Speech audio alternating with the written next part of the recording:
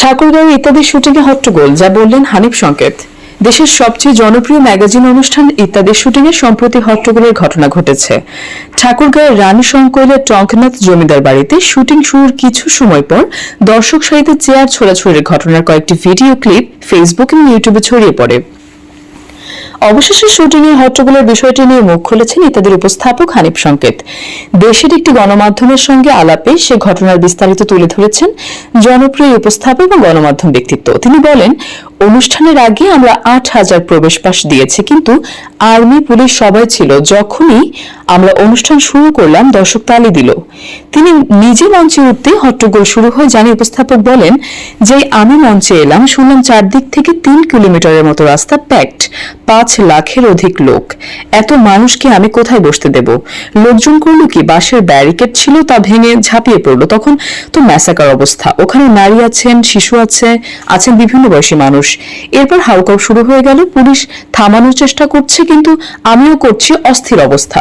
কেউ কেউ চেয়ার ছোড়াছুড়ি শুরু করে দিয়েছে। আমি তখন প্রশাসনকে ডেকে বললাম, এভাবে অনুষ্ঠান করা যাবে না, মানুষ শান্ত হোক, তারপর অনুষ্ঠান শুরু করব। আপাতত আমরা অনুষ্ঠানের কিছু সময়ের জন্য বন্ধ রাখি। আমরা অনুষ্ঠানের দৃশ্যধারণ বন্ধ করে দিয়ে লাইট বন্ধ করে দিলাম, জানিয়ে দিলাম অনুষ্ঠান আপাতত হচ্ছে না, আপনারা শান্ত হন, অনুরোধ করেছি, চলে যান। পরবর্তী সময়ে আমরা চিন্তা করব কি করা যায়। লোক যেতে ৩ ঘন্টার মতো লেগে গেল, বললেন হানিফ সংকেত। সন্ধ্যে 7:30 থেকে 8টার মধ্যে এই ঘটনার সূত্রপাত হয়েছে বলে জানিয়েছেন জনপ্রিয় এই গণমাধ্যম ব্যক্তিত্ব।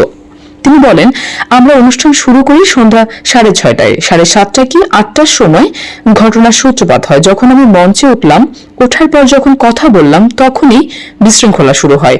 এরপর একটা নাচ করলাম, তারপর রবি ঠাকুর ও লিজার গানের অর্ধেকটা করলাম, তখন দ্বিতীয় বিশৃঙ্খলা শুরু হয়।